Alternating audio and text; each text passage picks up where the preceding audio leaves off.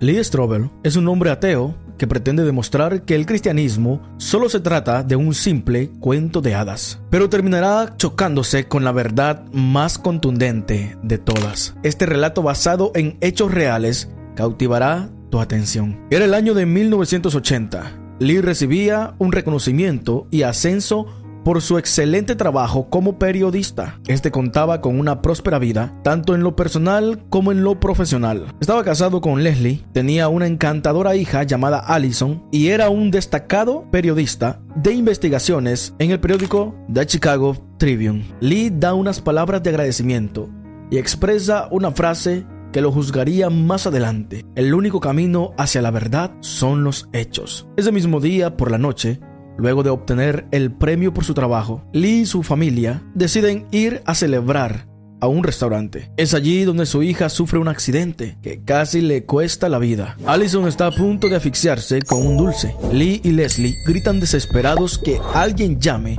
una ambulancia, pero una enfermera que estaba cenando en ese lugar interviene. Le practica primeros auxilios y la niña vomita el dulce. Leslie le da las gracias y expresa: tenemos mucha suerte. La señora le responde: no es suerte, fue Jesús. La enfermera se reconoce como cristiana y le confiesa a la madre de la pequeña que no tenía planeado concurrir a ese local. Le asegura que su presencia allí no fue producto de la casualidad, sino más bien producto de Dios. Ella se despide diciendo: Dios les bendiga. Pero este incidente despierta en Leslie una inquietud por conocer acerca de Dios. Después de ese susto, la familia está lista para descansar, y es allí cuando Allison le pregunta a sus padres: ¿quién es Jesús? Ella había escuchado a la enfermera decir que Jesús le había salvado. Entonces Allison quería saber quién era Jesús. Lee es un hombre escéptico, ateo, que no cree en Dios, y le dice: Jesús es como un cuento de hadas. Nosotros somos ateos y no creemos en Dios, solo creemos en lo que es real, en lo que se puede ver y tocar. Leslie le reprocha a Lee su actitud y afán de inculcarle el ateísmo a su hija, y esta le deja ver que siente que Dios de verdad intervino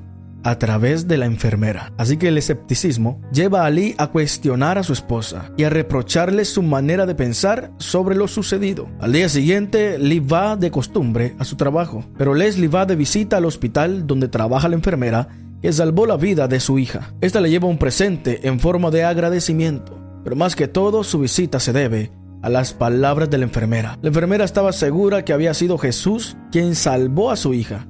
Entonces Leslie le pregunta: ¿cómo estás tan segura? Leslie no lo sabe, pero Dios ya está trabajando en su corazón. La enfermera la invita a la iglesia y Leslie acepta. En ese primer servicio, Dios habla directamente al corazón de Leslie y esta queda cautivada por la voz de Dios. Algo pasaba en ella. Los que hemos experimentado esta sensación sabemos de qué se trata. Esa misma noche, Lee y Leslie platican, pero esta no se siente con el valor de platicarle que había ido a una iglesia. A Lee parece irle no tan bien en su trabajo. Un policía herido se niega a darle entrevistas, mientras por otro lado vemos a Leslie, que sigue aprendiendo de la palabra de Dios. Leslie habla con Alfie y reconoce que no cree que haya sido casualidad que ella estuviera en el restaurante la noche del incidente de su hija. Esa misma noche, Leslie toma el valor de decirle a Lee que había acompañado a Alfie a su iglesia y que estando allí había orado a Dios, y que la segunda vez que fue a la iglesia sintió algo que le hizo pedirle a Jesús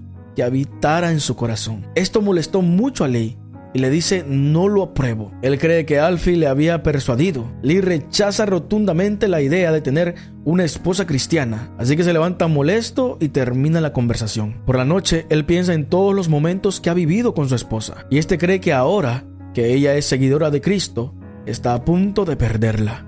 Así que al día siguiente, guiado por su desesperación, se levanta muy temprano a buscar ayuda con un amigo, que al parecer también pasó lo mismo con su hija. Este amigo le sugiere que para recuperar a su familia debería iniciar su propia investigación acerca de Jesús. De esta forma podría llegar a demostrarle a su mujer que la fe en Cristo no tiene sentido y que el cristianismo carece de todo fundamento sólido. Este hombre termina su conversación diciéndole, en tono de burla, Lee, rezaré por ti. Luego Lee pide consejos de por dónde empezar a un colega del diario. Lee le comenta que su intención es desenmascarar la farsa del cristianismo. Y su colega le responde, te has metido en camisa de 11 varas. Lee le pregunta, ¿por qué? El colega le dice, quieres destruir la única cosa que le da sentido a la vida de Leslie. Y le añade, bueno, si quieres desmentir el cristianismo, investígalo. Strobel le pregunta, ¿dónde comenzarías tú? Su colega le responde, bueno, la fe cristiana gira en base a la resurrección de Cristo. Si no sucedió, es un castillo de arena. Este colega le sugiere que estudie el trabajo de un hombre llamado Gary Habermas. Este es un experto en temas como la resurrección de Cristo. Él le dice que estaría en Wisconsin en un debate. Así que Lee, con hambre de, según él, desmantelar la farsa del cristianismo, parte hacia Wisconsin. Lee llega al debate del señor Habermas y después le hace unas preguntas sobre la evidencia histórica de la resurrección. Este le dice que no se puede comprobar,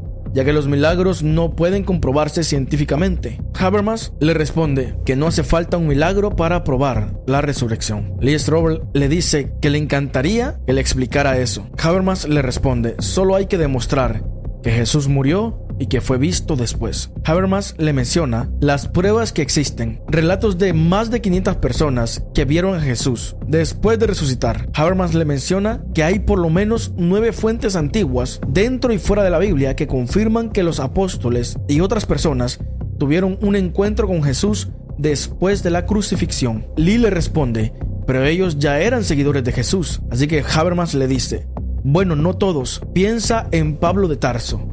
Originalmente era perseguidor de los cristianos, los cazaba y los mataba, pero aún así murió como el apóstol Pablo, proclamando que Jesús era el Hijo de Dios. Lee, firme en su ateísmo, le dice, pero no nos engañemos, la gente muere por mentiras todo el tiempo.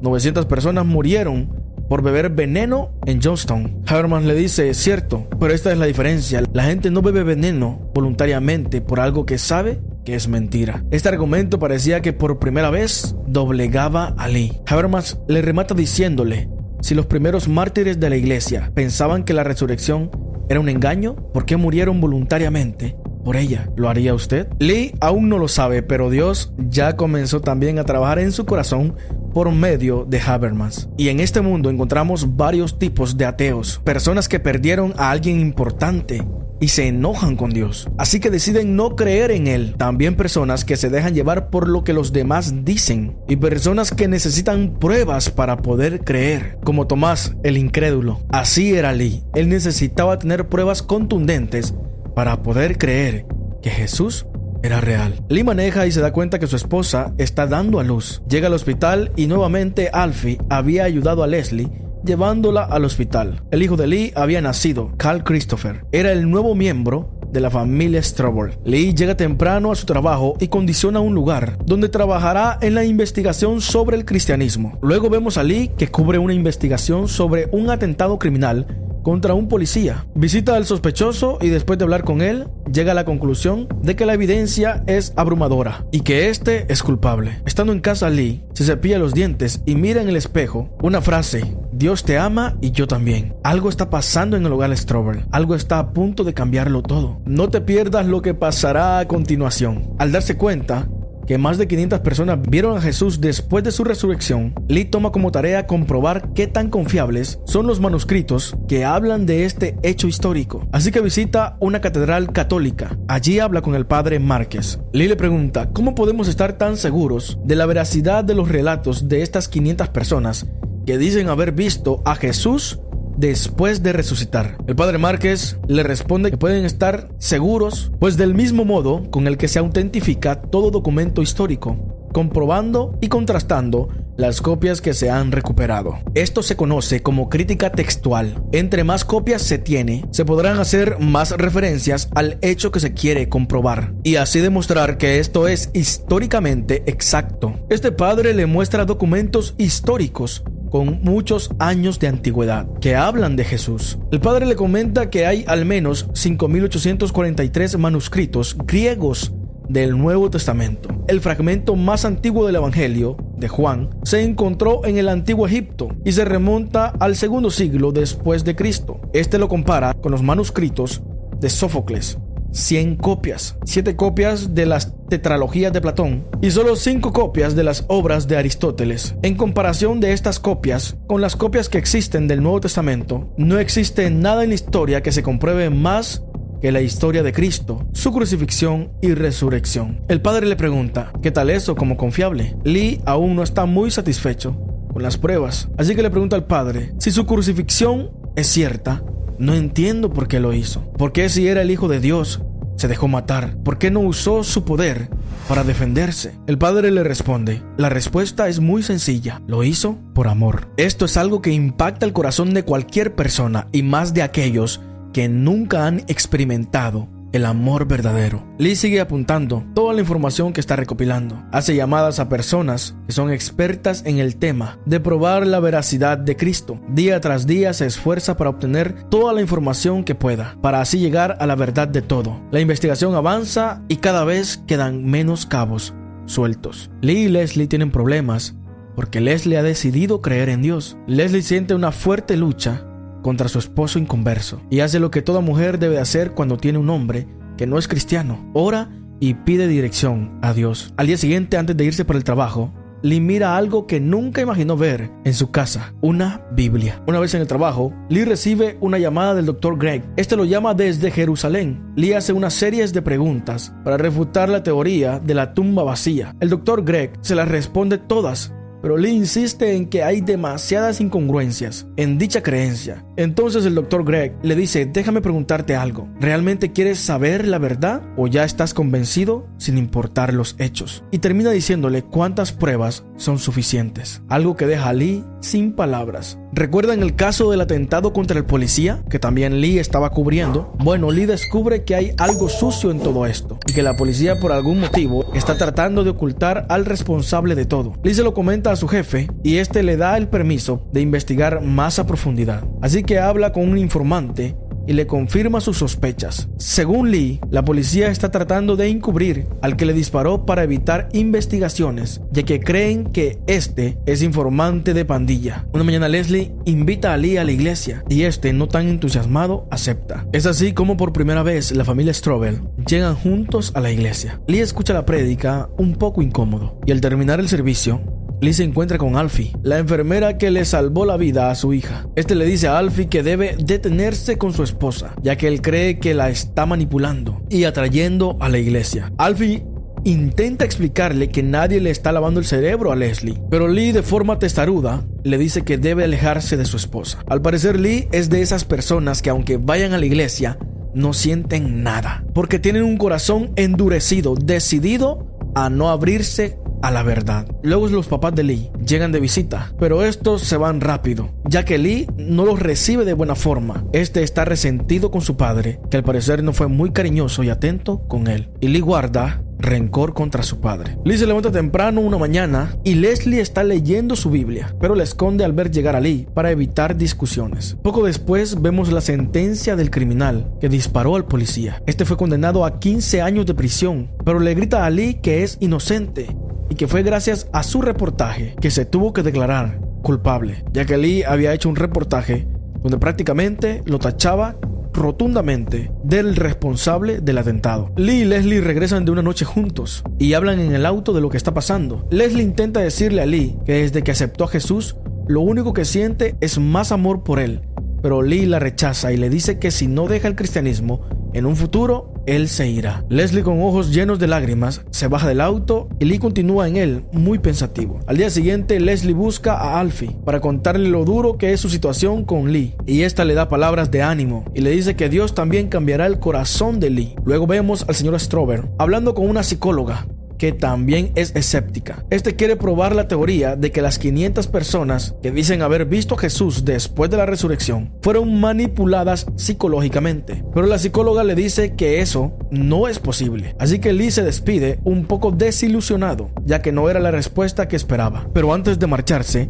la psicóloga le pregunta a Lee cuál es su relación con su padre. Este le dice que no es buena. Al parecer, ella, con pocas palabras cruzadas, entendió el porqué la actitud de Lee y le menciona que los más grandes ateos de la historia fueron personas que perdieron a sus padres siendo jóvenes o que tuvieron una mala relación con ellos. Lee aún así no entiende por qué le menciona esto y se marcha. Más adelante vemos que Lee descubre que la persona que condenaron a prisión por su culpa es inocente. Observa detalladamente las evidencias y se da cuenta que fueron engañados. El policía se disparó solo. Lee había publicado un reportaje que había condenado a un hombre inocente. Este le dice lo que pasó a su jefe y su jefe se enfurece porque comprometió la veracidad del periódico. Lee se marcha y pide unos días de descanso y su jefe se los da. Al parecer las cosas no están yendo nada bien para Lee y según él se pondrían peor. Leslie se está bautizando, dando este hermoso paso de fe, pero Lee está lejos de alegrarse, no le agrada para nada. Esa noche Lee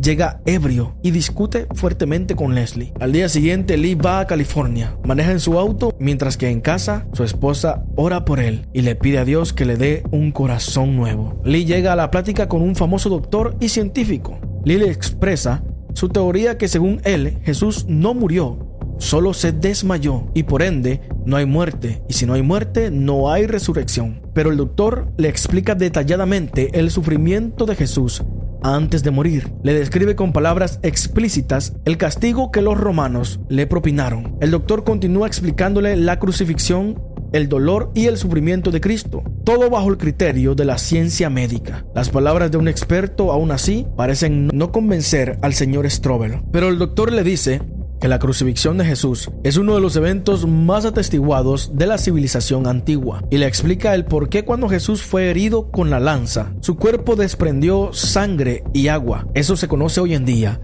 como un derrame pericárdico debido a la muerte por asfixia. Lee se marcha nuevamente desilusionado porque no escuchó lo que él esperaba. Mientras se va, recibe la noticia que su padre murió. Quieto, pensativo y quizás por dentro desconcertado en el funeral de su padre. Lee va en el auto con su esposa e hijos y escucha la noticia que el presunto atacante de policías, que era inocente y por un artículo de Lee estaba preso, había sido atacado estando en la cárcel. Lee se siente culpable. Un hombre inocente está pagando una condena por su culpa. Así que lo visita al hospital. Strobel le pide perdón y le dice: esto es mi culpa.